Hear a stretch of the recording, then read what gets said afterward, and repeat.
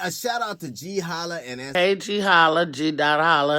Ge.Holla, Charlamagne the God here, man. All y'all said entertainer, shout out my guy Ge.Holla.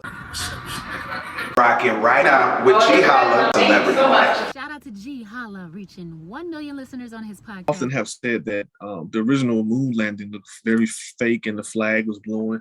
They were saying that there's no air in space, things of that nature. Also, I'd like to ask you, how did they get past the Van Allen belts? Because there's a video of this person from NASA. They're saying it's a video, and he's saying that the Van Allen belts are impenetrable and they can't get past them. Yeah, that's not a person from NASA, and that video is actually fake. So I have a whole research document that I've done. You can go to forbiddenknowledge.com with the number 4 and pull up my blog and look up my article on the moon. And it says, the title is, Yes, We Went to the Moon, and Yes, We Lied About It. That's the title of the blog. Matter of fact, I'm going to do my whole podcast next week on that particular topic. That's the topic for next week. I'm glad you brought it up. And so a couple things. First and foremost is Mr. Van Allen, Dr. Van Allen himself, he did discover the radiation belt during the Mercury missions. This was prior to Apollo. And he brought this to the attention of the NASA scientists and the rocket scientists and everybody else. And they realized that they were there after they analyzed the data. It was like, this is strange. I wonder what this would do. So they started doing experiments. And one, they said, well, let's blow up a nuke up there and see if it blows away the radiation. They just added more radiation to the radiation belt.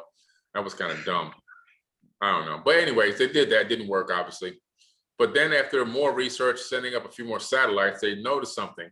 The Earth's magnetic field whips through the radiation belt and creates these magnetic highways, these openings, these massive, massive openings.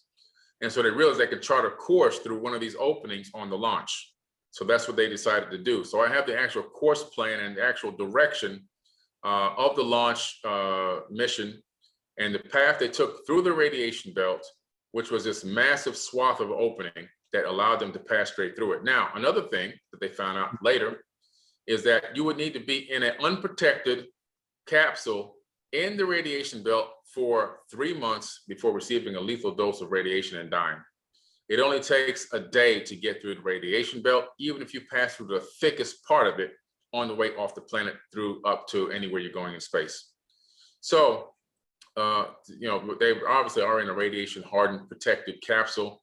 They're only passing through it for 1 day. There is no damage to the people. There's no damage to your DNA, nothing significant, at least. And so we found out that it was nothing even to worry about in the first place. But they still took precaution and traveled through a gigantic opening created by Earth's magnetic field. And that exact trajectory is there.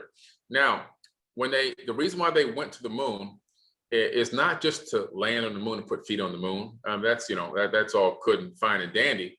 The real reason is because they sent low lunar orbiting satellites to the moon.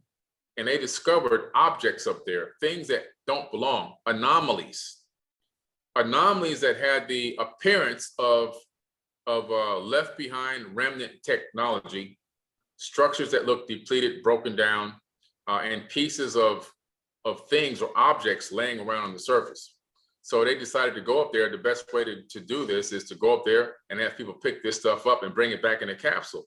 So the moon mission was a reconnaissance mission, Apollo 11, to go and start grabbing and picking up these pieces of things laying around. So they broadcast you a barren moonscape, and some of it is Hollywood filmed and some of it is real, a combination of the two. To give you this appearance of it's just a gigantic cold gray rock up there, and there was nothing to see but some moon prints. But in reality, it was a reconnaissance mission to gather data, intel, to see what potentially happened up there and who lived there or who was living there and who left these objects and these things behind in that particular section of the moon. And they brought a lot of incredible pieces of materials back. Now, the other big conspiracy is that there's a picture of a moon print from a boot, but when they look at the bottom of the astronaut's spacesuit, it's smooth. Well, when you're inside of this is in my blog as well. When you're inside of your capsule, you don't put on a 25-pound moon boot. Those are actual shoes that literally you slip your foot into, and then there's a Velcro snap that goes around it to keep it on your foot. And if you go to the Space Coast and go to the Space Museum, the whole thing is right there. The space suits that they wore, the overshoe. It's called an overshoe. I even showed an X-ray picture of it, and I even show one of the astronauts putting the full spacesuit on and putting the overshoe on after he's already got on the spacesuit, showing how it all goes together when you get ready to do a moonwalk.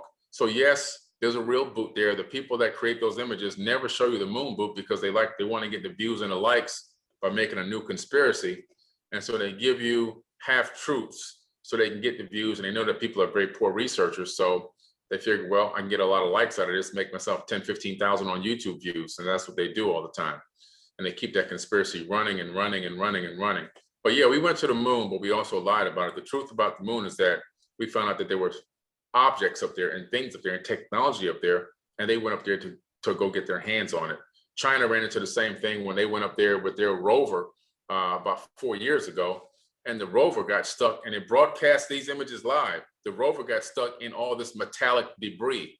What is that doing there? Not even close to where any of the Apollo missions landed. And it still is stuck to this very day. They couldn't even get it unstuck. So they had to abandon the mission. But it was too late. It had already transmitted back the images of where it was located. And it was stuck in all this, it looked like metal. We can't say this because we're not there, but it looked like metallic debris strewn all over the place, and it couldn't free itself. So there's a whole lot of stuff going on up there that we just don't fully know and understand. But yes, we definitely went to the moon.